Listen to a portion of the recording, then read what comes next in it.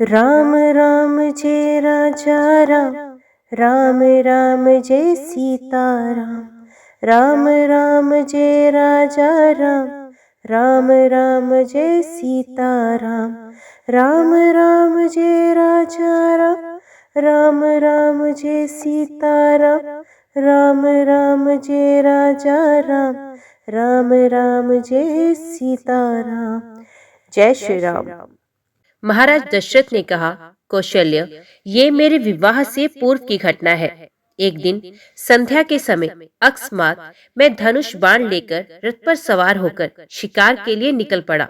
जब मैं सरयू के तट के साथ साथ रथ में जा रहा था तो मुझे ऐसा शब्द सुनाई पड़ा मानो वन्य हाथी गरज रहा हो। उस हाथी को मारने के लिए मैंने तीक्ष्ण शब्द भेदी बाण छोड़ दिया। बाण के लक्ष्य पर लगते ही किसी जल में गिरते हुए मनुष्य के मुख से ये शब्द निकले, आह, मैं मरा, मुझ निरपराध को किसने मारा? हे माता, हे पिता, अब मेरी मृत्यु के पश्चात तुम लोगों की भी मृत्यु जल के बिना प्यासे ही तड़प तड़प कर हो जाएगी। ना जाने किस पापी ने बाण मारकर मेरी और मेरे माता पिता की हत्या कर डाली। इससे मुझे ज्ञात हुआ कि हाथी की गर्ज सुनना मेरा भ्रम था। वास्तव में वे शब्द जल में डूबते हुए घड़े का था। उन वचनों को सुनकर मेरे हाथ कांपने लगे और मेरे हाथों से धनुष भूमि पर गिर पड़ा। दौड़ता हुआ मैं वहां पर पहुंचा जहां पर वे मनुष्य था। मैंने देखा कि एक वनवासी युवक रक्त रंजित पड़ा है और पास ही एक औंधा घड़ा जल में पड़ा है। मुझे देखकर क्रुद्ध स्वर में वे बोला, राजन, मेरा क्या अपराध था जिसके लिए आपने मेरा वध करके मुझे दंड दिया है? क्या यही मेरा अपराध यही है कि मैं अपने प्यासे माता पिता के लिए जल लेने आया था? यदि आपके हृदय में किंचित मात्र भी दया है तो मेरे प्यासे माता पिता को जल पिला दो, जो निकट ही मेरी प्रतीक्षा कर रहे हैं। किंतु पहले इस बाण को मेरे कलेजे से निकालो, जिसकी पीड़ा से मैं तड़प रहा हूँ। यद्यपि मैं वनवासी हूँ, किंतु फिर भी ब्राह्मण नहीं हूँ। मेरे पिता वैश्य और मेरी माता शूद्र है, इसलिए मेरी मृत्यु से तुम्हें ब्रह्म हत्या का पाप नहीं लगेगा। मेरे द्वारा उसके हृदय से बाण खींचते ही उसने प्राण त्याग दिए। अपने इस कृत्य से मेरा हृदय पश्चाताप से भर उठा। घड़े में जल भरकर मैं उसके माता पिता के पास पहुंचा। मैंने देखा वे दोनों अत्यंत दुर्बल और नेत्रहीन थे। उनकी दशा देखकर मेरा हृदय और भी विदीर्ण हो गया। मेरी आहट पाते ही वे बोले, बेटा श्रवण, इतनी देर कहाँ लगाई? पहले अपनी माता को पानी पिला दो, क्योंकि वे प्यास से अत्यंत व्याकुल हो रही है। श्रवण के पिता के वचनों को सुनकर मैंने डरते डरते कहा, हे मुने, मैं अयोध्या का राजा दशरथ हूँ। मैंने अंधकार के कारण हाथी के भ्रम में तुम्हारे निरपराध पुत्र की हत्या कर दी है। अज्ञानवश किए गए अपने इस अपराध से मैं अत्यंत व्यथित हूँ। आप मुझे दंड दीजिए।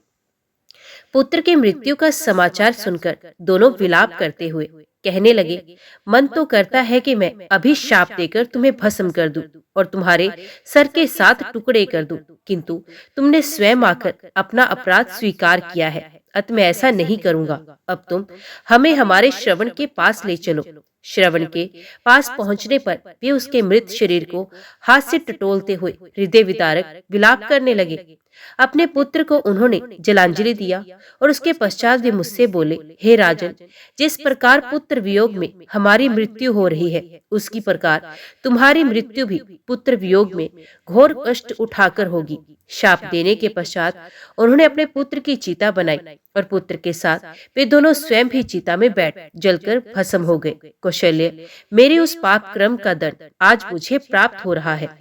श्रवण कुमार के वृत्तांत को समाप्त करने के पश्चात राजा दशरथ ने कहा, कौशल्य, मेरा अंतिम समय अब निकट आ पहुंचा है। मुझे अब इन नेत्रों से कुछ भी दिखाई नहीं दे रहा। राम को अब मैं कभी नहीं देख सकूंगा। मेरी समस्त इंद्रियां मुझसे विदा हो रही हैं।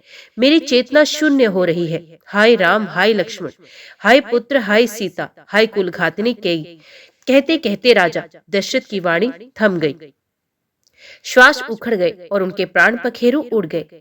उनके प्राण निकलते ही रानी कौशल्या पछाड़ खाकर भूमि पर गिर पड़ी। सुमित्रा आदि रानियां तथा अन्य स्त्रियां भी सर पीट पीट कर विलाप करने लगी। समस्त अंतपुर में करुणाजनक क्रंदन गुजने लगा।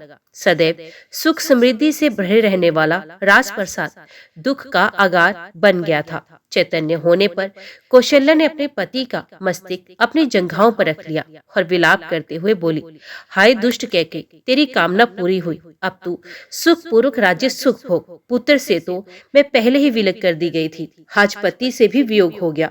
अब मेरे लिए जीवित रहने का कोई अर्थ नहीं रहा। कैकेयी की राजकुमारी ने आज कौशल का नाश कर दिया है। मेरे पुत्र और पुत्र वधू अनाथों की भांति वनों में भटक रहे हैं। अयोध्यापति तो हम सबको छोड़कर चले गए। अब मिथिलापति भी सीता के दुख से दुखी होकर अधिक दिन जीवित नहीं रह पाएंगे। हाय कैकेयी, तूने 2 कुलों का नाश कर दिया। कौशल्या महाराज दशरथ के शरीर से लिपटकर फिर मूर्छित हो गई। प्रातःकाल होने पर रोते हुए मंत्रियों ने राजा के शरीर को तेल के कुंड में रख दिया। राम के वियोग से पूर्व में ही पीड़ित अयोध्यावासियों को महाराज की मृत्यु के समाचार ने और भी दुखी बना दिया। राजा की मृत्यु के समाचार प्राप्त होते ही समस्त व्यथित मंत्री दरबारी मार्कंड्य, मुगल, वामदेव, कश्यप तथा जाबाली वशिष्ठ के आश्रम में एकत्रित हुए। उन्होंने ऋषि वशिष्ठ जी से कहा, हे महर्षि, राज सिंहासन रिक्त नहीं रह सकता। अतः किसी रघुवंशी को सिंहासनाधीन कीजिए। शीघ्र अयोध्या के सिंहासन को सुरक्षित रखने का प्रबंध कीजिए, अन्यथा किसी शत्रु राजा के मन में अयोध्या पर आक्रमण करने का विचार उठ सकता है। वशिष्ठ जी ने कहा, आप लोगों का कथन सत्य है। स्वर्गीय महाराज के द्वारा भरत को राज्य का उत्तराधिकारी घोषित किया ही जा चुका है। अतः मैं भरत को उनके नाना के यहाँ से बुलाने के लिए अभी ही किसी कुशल दूत को भेजने की व्यवस्था करता हूँ। तत्काल राजगुरु वशिष्ठ ने सिद्धार्थ, विजय, जयंत तथा अशोक नंदन नामक चतुर दूतों को बुलवाकर आज्ञा दी कि शीघ्र कैकेयी जाओ और मेरा ये संदेश भरत और शत्रुघ्न को दो कि तुम्हें अत्यंत आवश्यक कार्य से अभी अयोध्या बुलाया है। ध्यान रखो कि वहां पर राम, लक्ष्मण और सीता को वन भेजने का या महाराज की मृत्यु का वर्णन कदापि मत करना। कोई भी ऐसी बात उनसे मत कहना जिससे उन्हें किसी अनिष्ट की आशंका हो या उनके मन में किसी भी प्रकार के अमंगल का संदेह उत्पन्न हो। राजगुरु वशिष्ठ की आज्ञा पाते ही चारों दूतों ने वायु के समान वेग वाले अश्वों पर सवार होकर कैकेयी देश के लिए प्रस्थान किया। वे मालिनी नदी पार करके हस्तिनापुर होते हुए पहले पांचाल और फिर वहां से शरदंड देश पहुंचे। वहां से वे इक्षुमती नदी को पार करके वाहलिक देश पहुंचे। फिर विपाशा नदी पार करके कैकेयी देश के गिरिव्रज नामक नगर में पहुंच गए। जिस रात्रि ये दूत गिरिव्रज पहुंचे, उसी रात्रि को भरत ने एक अशुभ स्वप्न देखा। निद्रा त्यागने पर स्वप्न का स्मरण करके वे अत्यंत व्याकुल हो गए। अपने उस स्वप्न के विषय में एक मित्र को बताते हुए उन्होंने कहा, हे सखा, रात्रि में मैंने एक भयानक स्वप्न देखा है। स्वप्न में पिताजी के सर के बाल खुले थे। वे पर्वत से गिरते हुए गोबर से लथपथ थे और अंजलि से बार बार तेल पी पी कर हंस रहे थे। मैंने उन्हें तिल और चावल खाते तथा शरीर पर तेल मलते देखा। इसके बाद मैंने देखा कि सारा समुद्र सूख गया, चंद्रमा टूटकर पृथ्वी पर गिर पड़ा, पिताजी के प्रिय हाथी के दांत टूट गए हैं, पर्वतमालाएं परस्पर टकराकर चूर चूर हो गई हैं और उससे निकलते हुए धुएं से पृथ्वी और आकाश काले हो गए हैं। मैंने देखा कि राजा गधों के रथ के में सवार होकर दक्षिण दिशा की ओर चले गए। ऐसा प्रतीत होता है कि ये स्वप्न किसी अमंगल की पूर्व सूचना है। मेरा मन अत्यंत व्याकुल हो रहा है। भरत ने स्वप्न का वर्णन समाप्त किया ही था कि अयोध्या के चारों दूतों ने वहां प्रवेश कर उन्हें प्रणाम किया और गुरु वशिष्ठ जी का संदेश दिया। हे राजकुमार, गुरु वशिष्ठ ने अयोध्या की कुशलता का समाचार दिया है तथा आपसे तत्काल अयोध्या चलने का आग्रह किया है। कार्य अत्यावश्यक है, अतः आप तत्काल ही अयोध्या चले। गत रात्रि के स्वप्न और इस प्रकार दूतों के आगमन ने भरत के मन में उठने वाले अनिष्ट की आशंका को और भी प्रबल कर दिया, किंतु उनके बार बार पूछने पर भी दूतों ने किसी भी अशुभ समाचार के विषय में कुछ नहीं बताया।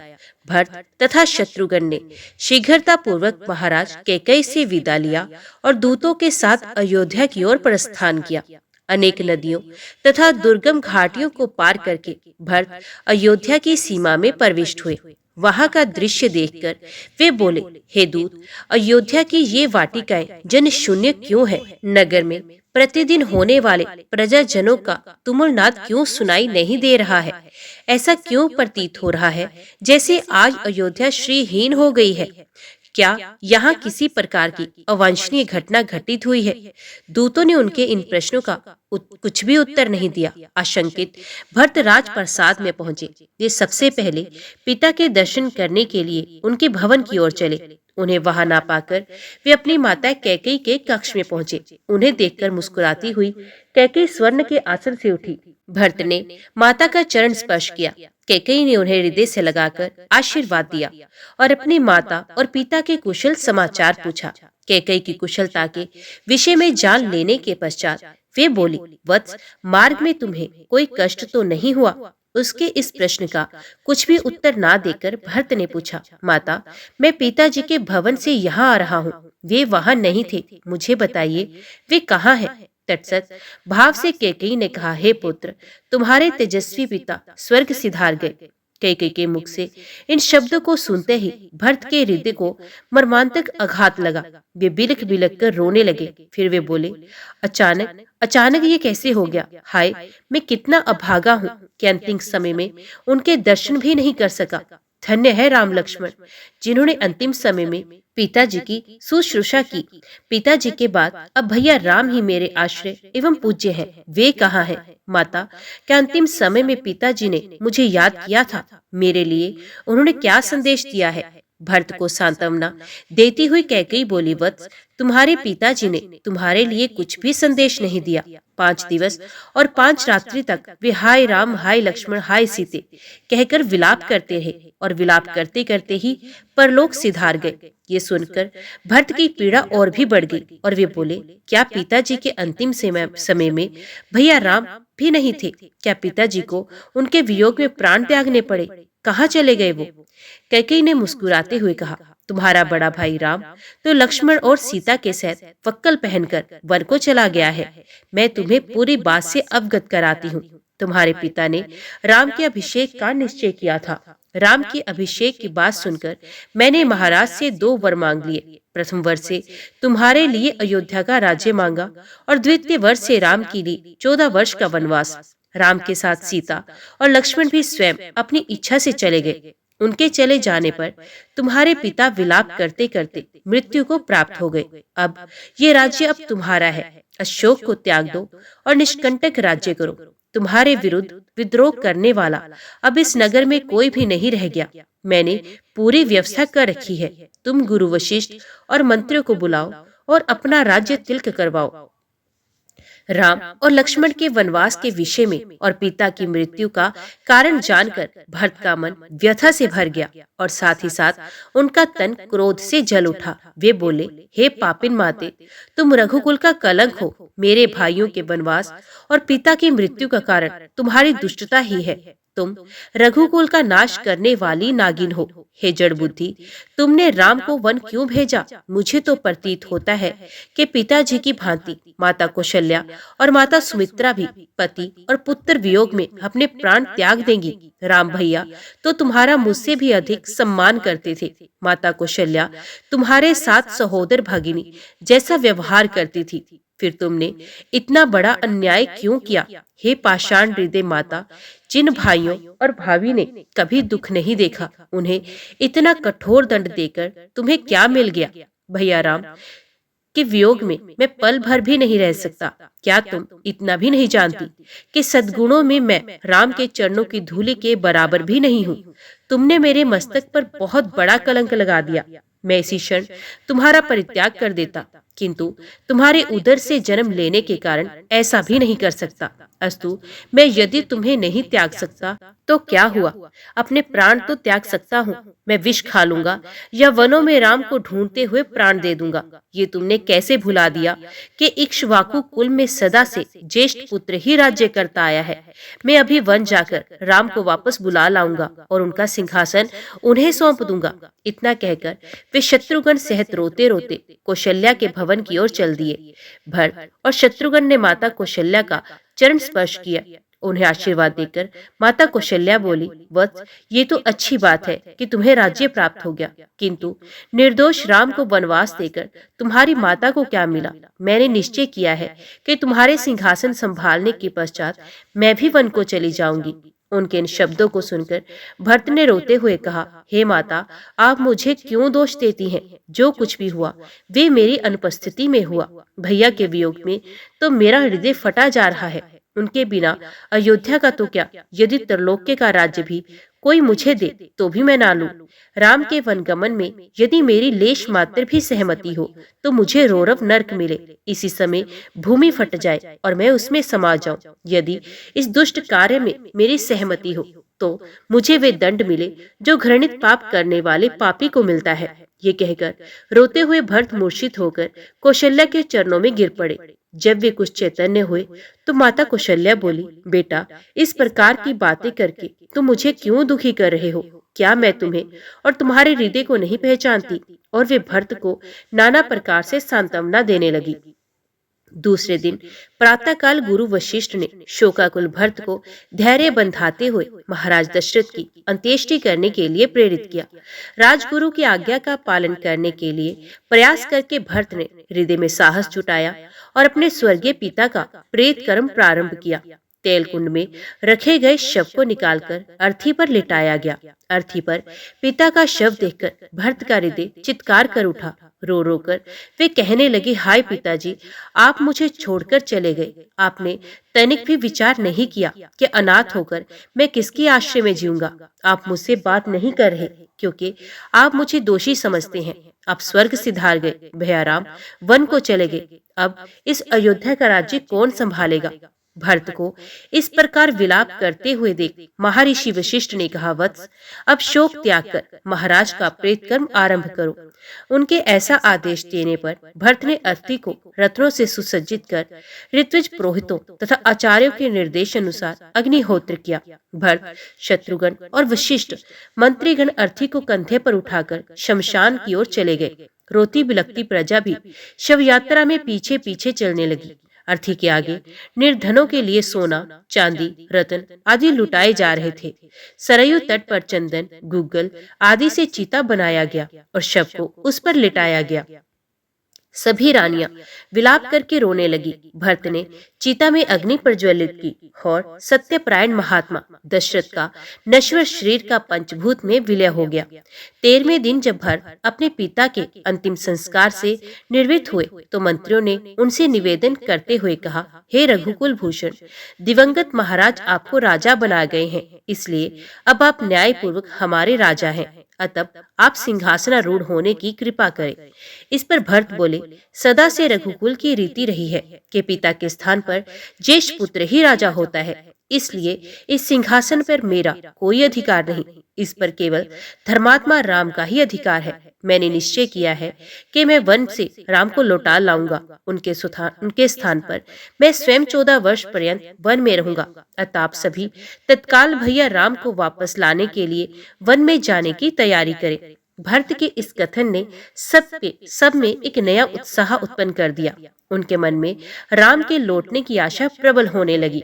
समस्त तैयारियां पूर्ण होने पर भरत, शत्रुघ्न, तीनों माताएं, मंत्रीगण, दरबारी आदि चतुरंगनी सेना के साथ वन की ओर चले। प्रजाजन उत्साह में भरकर राम और भरत की जय जयकार करते जाते थे। राजा गुह के नगर ऋग्वेरपुर के निकट गंगा तट पर उन्होंने अपना पड़ाव डाला। विशाल सेना के साथ भरत के आने का समाचार ऋषादराज गुह तक भी पहुंचा। उन्होंने अपने सेनापतियों को बुलाकर कहा, सेनापतियों, आप लोगों को अच्छी प्रकार से विदित है कि रामचंद्र हमारे मित्र हैं। हमें ज्ञात नहीं कि भरत किस उद्देश्य से सेना लेकर आए हैं। अतः अपनी सेना को तुम लोग सतर्क करके इधर उधर छिपा दो। 500 नावों में 100 अस्त्र शस्त्रधारी सैनिक भी तैयार रहे। यदि भरत राम के पास निष्कपट भाव से जाना चाहे तो जाने दो, अन्यथा उन सबको मार्ग में ही मृत्यु के मुख में पहुंचा दो। इस प्रकार से सेनापतियों को सावधान करने के पश्चात वे स्वागत की सामग्री ले भरत के पास पहुंचे और बोले, हे राघव, बिना किसी पूर्व सूचना के आपके यहाँ पहुंच जाने के कारण मैं आपके यथोचित सत्कार व्यवस्था नहीं कर पाया। मैं इसके लिए क्षमा प्रार्थी हूँ। आपसे निवेदन है कि रात्रि विश्राम यहीं करें और हमारा रूखा सूखा भोजन स्वीकार कर हमें धन्य करें। गुह के प्रेम युक्त वचनों को सुनकर भरत ने कहा, हे निषादराज, मैं ऋषि भारद्वाज के आश्रम में जाना चाहता हूँ। क्योंकि भैया राम वहीं गए हैं। आपकी मुझ पर बड़ी कृपा होगी यदि आप मुझे कुछ पथ प्रदर्शक प्रदान करें। निषाद राज बोले, प्रभु आप चिंता न करें, मैं और मेरे सैनिक आपका पथ प्रदर्शन करेंगे, किंतु आप इतनी विशाल सेना को साथ लेकर रामचंद्र जी के पास क्यों जा रहे हैं? निषाद के हृदय की शंका का अनुमान कर भरत बोले, निषाद राज, मैं भैया राम को वन से लौटाकर उनका राज्य उन्हें सौंपना चाहता हूँ, क्योंकि वे मेरे बड़े भाई और पिता के तुल्य हैं। मेरे इस कार्य के लिए मेरी माताएं और मंत्री आदि भी मेरा साथ दे रहे हैं। भरत के वचन सुनकर गुह को संतोष हुआ। समस्त जनों सहित भरत ने वही रात्रि विश्राम किया। प्रातःकाल गुहराज की आज्ञा से गंगा के किनारे सैकड़ों नौकाओं का प्रबंध कर दिया गया और उनमें सवार होकर सब गंगा पार उतर गए। वे सभी महर्षि भारद्वाज के आश्रम में पहुंचे। उनका यथोचित सत्कार करने के पश्चात महामुनि ने भरत से वन में आगमन का कारण पूछा। भरत ने हाथ जोड़कर कहा, महामुने, मैं अपने भैया राम का दास हूँ। मेरी माता कैकेयी ने जो कुछ किया है मैं उसके सर्वथा विरुद्ध हूँ। मैं भैया राम के पास जाकर उनसे क्षमा याचना करना चाहता हूँ। मैं उनसे अयोध्या लौटने की प्रार्थना करना चाहता हूँ कि वे वापस लौटकर अपना राज्य संभालें। भरत की बात सुनकर मुनि बोले, भरत, तुम वास्तव में महान हो। मैं तुम्हें आशीर्वाद देता हूँ कि तुम तीनों लोकों में यशस्वी हो। आजकल राम, सीता और लक्ष्मण के साथ चित्रकूट में निवास करते हैं। तुम कल प्रातः वहां चले जाना। आज की रात्रि यहीं विश्राम करो। प्रातःकाल जब चित्रकूट जाने के लिए भरत मुनि भारद्वाज से अनुमति लेने पहुंचे तो उन्होंने भरत को समझाते हुए कहा, भरत, तुम अपनी माता के प्रति दुराग्रह ना रखना। इसमें उनका कोई दोष नहीं। कैकेयी के द्वारा किए गए कार्य में परमात्मा की प्रेरणा है, ताकि वन में असुरों और राक्षसों का राम के हाथों विनाश हो सके। भरत अपनी माताओं एवं समस्त साथियों के साथ महर्षि से विदा लेकर चले और मंदाकिनी के तट पर पहुंचे। वहां ठहरकर भरत ने मंत्रियों से कहा, प्रतीत होता है कि भैया की कुटिया यहाँ कहीं निकट ही है। सेना को साथ लेकर आगे जाने से यहाँ बसे हुए आश्रम वासियों की शांति और तपस्या में बाधा पड़ेगी, इसलिए आगे मैं सेना के साथ नहीं जाना चाहता। अतः तुम गुप्तचरों को भेजकर राम की कुटिया का पता लगवाओ। मंत्री की आज्ञा पाकर चतुर्गुप्तचर इस कार्य के लिए चल पड़े। अनेक प्राकृतिक शोभा वाले दर्शनीय स्थान चित्रकूट पर्वत पर स्थित थे। चित्रकूट में निवास करते हुए राम उन दर्शनीय स्थलों का सीता को घूम घूम कर उनका दर्शन कराने लगे। भांति भांति की बोली बोलने वाले पक्षियों, नैनाभिराम पर्वत मालाओं तथा उनके शिखरों, विभिन्न प्रकार के फलों से लदे हुए वृक्षों को देखकर माता सीता अत्यंत प्रसन्न हुई। ऐसे ही जब एक दिन राम प्राकृतिक छटा का आनंद ले रहे थे तो सहसा उन्हें चतुरंगनी सेना का कोलाहल सुनाई पड़ा और वन्य पशु इधर उधर भागते हुए दृष्टिगत हुए। इस पर राम लक्ष्मण से बोले, हे सुमित्रानंदन, ऐसा प्रतीत होता है कि इस वन प्रदेश में वन्य पशुओं के आखेट हेतु किसी राजा या राजकुमार का आगमन हुआ है। हे वीर, तुम जाकर इसका पता लगाओ। लक्ष्मण तत्काल एक ऊंचे सात वृक्ष के ऊपर चढ़ गए और इधर उधर दृष्टि दौड़ाने लगे। उन्होंने देखा उत्तर दिशा से एक विशाल सेना हाथी, घोड़ों और अस्त्र शस्त्रों से सुसज्जित सैनिकों के साथ चली आ रही है, जिसके आगे आगे अयोध्या की पताका लहरा रही थी। तत्काल ही लक्ष्मण समझ गए कि ये अयोध्या की सेना है। राम के पास आकर क्रोध से कांपते हुए लक्ष्मण ने कहा, भैया, कैकेयी का पुत्र भरत सेना लेकर चला आ रहा है। अवश्य ही वे वन में अकेला पाकर हम लोगों का वध कर देना चाहता है, ताकि निष्कंटक होकर अयोध्या का राज्य कर सके। आज मैं षड्यंत्रकारी भरत को उसके पापों का फल चखाऊंगा। भैया, चलिए कवचों से सुसज्जित होकर पर्वत की चोटी पर चले। राम बोले, सौमित्र, तुम ये कैसी बातें कर रहे हो? धनुष तानकर खड़े होने की कोई आवश्यकता नहीं। भरत तो मुझे प्राणों से भी प्यारा है। भला भाई का स्वागत अस्त्र शस्त्रों से किया जाता है। अवश्य ही वे मुझे अयोध्या लौटा ले जाने के लिए आया होगा। भरत, मैं और मुझ में कोई अंतर नहीं, इसलिए तुमने जो कठोर शब्द भरत के लिए कहे हैं वे वास्तव में मेरे लिए कहे हैं। स्मरण रखो, किसी भी स्थिति में पुत्र पिता के और भाई भाई के प्राण नहीं लेता। रात राम के भत्सरना भरे शब्द सुनकर लक्ष्मण बोले, हे प्रभु, सेना में पिताजी का श्वेत छत्र के नहीं है, इसी कारण ही मुझे ये आशंका हुई थी। मुझे क्षमा करें। पर्वत के निकट अपनी सेना को छोड़कर भरत शत्रुघ्न राम की कुटिया की ओर चले। उन्होंने देखा यज्ञ वेदी के पास मृगशाला पर जटाधारी राम वक्कल धारण किए बैठे हुए हैं। ये दौड़कर रोते हुए राम के पास पहुंचे। उनके मुख से केवल हे आर्य शब्द निकल सका और वे राम के चरणों में गिर पड़े। शत्रुघ्न की भी वही दशा थी। राम ने दोनों भाइयों को पृथ्वी से उठाकर हृदय से लगा लिया और पूछा, भैया पिताजी तथा माताएं कुशल से तो है ना? कुलगुरु वशिष्ठ जी कैसे हैं? तुमने तपस्वियों जैसा वक्कल क्यों धारण कर रखा है? रामचंद्र के वचन सुनकर अश्रुपूरित भरत बोले, भैया हमारे परम तेजस्वी धर्मपरायण पिता स्वर्ग सिधार गए हैं। मेरी दुष्टा माता ने जो पाप किया है उसके कारण मुझ पर भारी कलंक लगा है और मैं किसी को अपना मुख नहीं दिखा सकता। अब मैं आपकी शरण में आया हूँ। आप अयोध्या का राज्य संभालकर मेरा उद्धार कीजिए। संपूर्ण मंत्रिमंडल, तीनों माताएं, गुरु वशिष्ठ आदि सब यही प्रार्थना लेकर आपके पास आए हैं। मैं आपका छोटा भाई हूँ, पुत्र के समान हूँ। माता के द्वारा मुझ पर लगाए गए कलंक को धोकर मेरी रक्षा करे। इतना कहकर भरत रोते हुए फिर राम के चरणों पर गिर गए और बार बार अयोध्या लौटने के लिए अनुनय विनय करने लगे। राम ने भरत को हृदय से लगा लिया और कहा, भैया भरत, तुम तो अत्यंत नीतिवान हो। क्या तुम समझते हो कि मुझे राज्य के निमित्त पिता के वचनों को भंग कर देना चाहिए? क्या धर्म से पतित होना उचित है? जो कुछ भी हुआ उसमें तुम्हारा कोई भी दोष नहीं। तुम्हें दुखी और लज्जित होने की किंचित मात्र भी आवश्यकता नहीं है।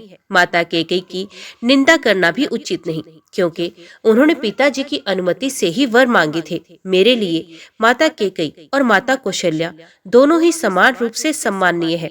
तुम्हें ज्ञात है कि मैं पिताजी की आज्ञा का उल्लंघन कदापि नहीं कर सकता। पिताजी ने स्वयं ही तुम्हें राज्य प्रदान किया है, अतः उसे ग्रहण करना तुम्हारा कर्तव्य है। पिताजी के परलोक सिधार जाने का मुझे अत्यंत दुख है। मुझे अभागे को उन्होंने अपनी सेवा के अंतिम दर्शन और दाह संस्कार के अवसर से वंचित कर दिया। कहते कहते राम के नेत्रों से अश्रुधारा बह चली। फिर उन्होंने सीता से जाकर कहा, प्रिय पूज्य पिताजी स्वर्गलोक सिधार गए हैं। तत्पश्चात लक्ष्मण को संबोधित करते हुए वो बोले, भैया अभी अभी मुझे ये समाचार भरत से प्राप्त हुआ कि हम पितृविहीन हो गए हैं। इस सूचना को सुनते ही सीता और लक्ष्मण बिलख बिलख कर रो पड़े। इसके पश्चात राम ने प्रयास पूर्वक धैर्य धारण किया और सीता तथा लक्ष्मण के साथ मंदाकिनी के तट पर जाकर पिता को जलांजलि दी। वक्कल चीर धारण किया, हंगूदी के गूदे का पिंड बनाया और उस पिंड को कुशा पर रखकर उनका तर्पण किया। पिंड दान तथा स्नान आदि से निर्वृत्त होने के पश्चात वे अपनी कुटिया में लौटे और भाइयों को भुजाओं में भरकर रोने लगे। उनके आर्तनाद को सुनकर गुरु वशिष्ठ तथा सभी रानियां वहां आ पहुंची। विलाप करने में वे रानियां भी सम्मिलित हो गई। फिर प्रयास पूर्वक धैर्य धारण करके राम, लक्ष्मण और सीता ने सब रानियों एवं गुरु वशिष्ठ के चरणों की वंदना की। कुछ काल पश्चात सभी लोग रामचंद्र को घेर कर बैठ गए और महाराज दशरथ के विषय में चर्चा करने लगे। इस प्रकार वे रात्रि व्यतीत हो गई। प्रातःकाल संध्या उपासना आदि से निर्वृत्त होकर राजगुरु तथा मंत्रीगण को साथ लेकर भरत राम के पास आए और बोले, हे रघुकुल शिरोमणि, प्रतिज्ञाबद्ध होने के कारण पिताजी ने अयोध्या का राज्य मुझे प्रदान किया था। उस राज्य को अब मैं आपको समर्पित करता हूँ। कृपा करके आप इसे स्वीकार करें। राम ने कहा, भरत, मैं जानता हूँ कि पिता की मृत्यु और मेरे वनवास से तुम अत्यंत दुखी हो, किंतु विधि के विधान को भला कौन टाल सकता है? किसी को भी इसके लिए दोष देने की आवश्यकता भी नहीं। संयोग के साथ वियोग का और जन्म के साथ मृत्यु का संबंध तो सदा से ही चला आया है।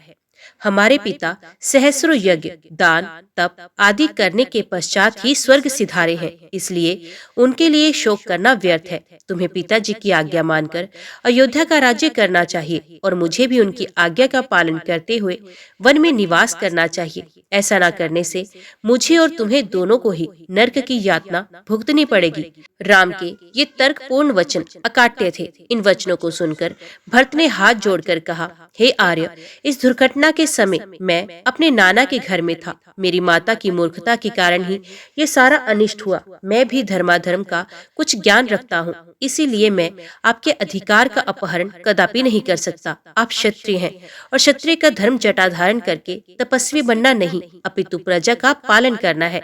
आपसे आयु, ज्ञान, विद्या आदि सभी में छोटा होते हुए भी मैं सिंहासन पर कैसे बैठ सकता हूँ? इसलिए आपसे प्रार्थना करता हूँ कि आप राज्य सिंहासन पर बैठकर मेरे माता को लोक निंदा से और पिताजी को पाप से बचाइए, अन्यथा मुझे भी वन में रहने की अनुमति दीजिए। रामचंद्र ने भरत को फिर से समझाते हुए कहा, पिताजी ने तुम्हें राज्य प्रदान किया है और मुझे 14 वर्ष के लिए वनवास की आज्ञा दी है। जिस प्रकार मैं उनके वचन पर श्रद्धा रखकर उनकी आज्ञा का पालन कर रहा हूँ, उसी प्रकार तुम भी उनकी आज्ञा को अकाट्य मानकर अयोध्या पर शासन करो। उनके वचनों को यदि हम अवहेलना करेंगे तो उनकी आत्मा को कलेश पहुंचेगा। तुम्हें राज कार्य में समुचित सहायता देने के लिए शत्रुघ्न तुम्हारे साथी है। पिताजी को अपनी प्रतिज्ञा के ऋण से मुक्ति दिलाना हम चारों भाइयों का कर्तव्य है। रामचंद्र के वचनों को सुनकर अयोध्या के अत्यंत चतुर मंत्री जाबाली ने कहा, हे रामचंद्र, सारे नाते मिथ्या हैं। संसार में कौन किसका बंधु है? जीव अकेला ही जन्म लेता है और अकेला ही नष्ट होता है। सत्य तो ये है कि संसार में कोई किसी का संबंधी नहीं होता। संबंधों के माया जाल में फंसकर स्वयं को विनिष्ट करना बुद्धिमानी नहीं है। आप पितृ ऋण के मिथ्या विचार को त्याग दें और राज्य को स्वीकार करें। स्वर्ग, नर्क, परलोक, कर्मों का फल आदि सब काल्पनिक बातें हैं। जो प्रत्यक्ष है वही सत्य है।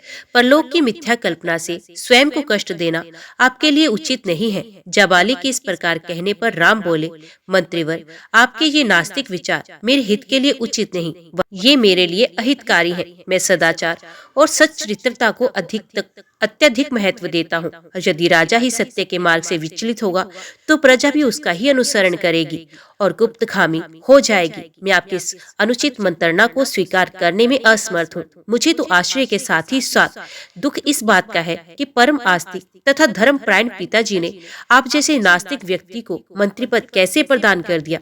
राम के इन रोषपूर्ण वचनों को सुनकर जाबाली ने कहा, राघव, मैं नास्तिक नहीं हूँ। भरत के बारंबार किए गए आग्रह को आपके द्वारा अस्वीकार करने के कारण ही मैंने ये बातें कही थी। मेरा उद्देश्य केवल आपको लौटा ले जाना ही था। आपको लौटा ले जाने के लिए मेरी मंद बुद्धि में इन बातों के अतिरिक्त और कोई उपाय ही नहीं सूझा। किसी भी प्रकार से राम ने भरत की प्रार्थना को स्वीकार नहीं किया। विवश होकर भरत ने हाथ जोड़कर कहा, हे तात, मैंने अटल प्रतिज्ञा की है, मैं आपके राज्य को ग्रहण नहीं करूंगा। यदि आप पिताजी की आज्ञा का पालन ही करना चाहते हैं तो अपने स्थान पर मुझे वन में रहने की अनुमति दीजिए। आपके बदले मेरे वन में रहने से भी पिता को माता की ऋण से मुक्ति मिल जाएगी। इन स्नेहपूर्ण वचनों को सुनकर राम मंत्रियों और पुरवासियों की ओर देखकर बोले, जो कुछ भी हो चुका है उसे ना तो मैं बदल सकता हूँ और ना ही भरत। वनवास की आज्ञा मुझे हुई है, ना कि भरत को। मैं माता कैकेयी के कथन और पिताजी के कर्म दोनों को ही उचित समझता हूँ। मातृभक्त, पितृभक्त और गुरु भक्त होने के साथ ही साथ भरत सर्वगुण संपन्न भी है, अतः उनका ही राज्य करना उचित है। जब राम किसी भी प्रकार से अयोध्या लौटने के लिए राजी नहीं हुए तो भरत ने रोते हुए कहा, भैया, मैं जानता हूँ कि आपकी प्रतिज्ञा अटल है, किंतु ये भी सत्य है कि अयोध्या का राज्य भी आप ही का है। अतः आप अपनी चरण पादुकाएं मुझे प्रदान करें। मैं इन्हें अयोध्या के राज सिंहासन पर प्रतिष्ठित करूंगा और स्वयं बक्कल धारण करके ब्रह्मचर्य व्रत का पालन करते हुए नगर के बाहर रहकर आपके सेवक के रूप में राजकाज चलाऊंगा। 14 वर्ष पूर्ण होते ही यदि आप अयोध्या नहीं पहुंचे तो मैं स्वयं को अग्नि में भस्म कर दूंगा। यही मेरी प्रतिज्ञा है। रामचंद्र जी ने भरत को हृदय से लगाकर उन्हें अपनी पादुकाएं दे दी। फिर शत्रुघ्न को समझाते हुए बोले, भैया, माता कैकेयी को कभी अपशब्द कहकर उनका अपमान मत करना। इस बात कभी न भूलना कि वे हम सबकी पूज्य माता हैं। तुम्हें मेरी और सीता की शपथ है। फिर माताओं को धैर्य बंधाकर सम्मान पूर्वक सबको विदा किया। श्री राम की चरण पादुकाओं के साथ भरत और शत्रुघ्न रथ पर सवार हुए। उनके पीछे अन्य अनेक रथों पर माताएं, गुरु, पुरोहित, मंत्रीगण तथा अन्य पुरवासी चले। सबसे पीछे सेना चली। उदास मन लिए हुए सब लोग 3 दिन में अयोध्या पहुंचे। अयोध्या पहुंच जाने पर भरत ने गुरु वशिष्ठ जी से कहा, गुरुदेव, आपको तो ज्ञात ही है कि अयोध्या के वास्तविक नरेश राम है। उनकी अनुपस्थिति में उनकी चरण पादुकाओं के सिंहासन की शोभा बढ़ाएंगी। मैं नगर से दूर नंदीग्राम में पर्णकुटी बनाकर निवास करूंगा और वहीं से राजकाज का संचालन करूंगा। फिर वे नंदीग्राम से ही राम के प्रतिनिधि के रूप में राज्य के कार्य संपादन करने लगे। जय श्री राम। आज की वीडियो में इतना ही। उम्मीद करती हूँ वीडियो आपको पसंद आई होगी। वीडियो पसंद आई हो तो वीडियो को लाइक और चैनल को सब्सक्राइब जरूर कीजिएगा।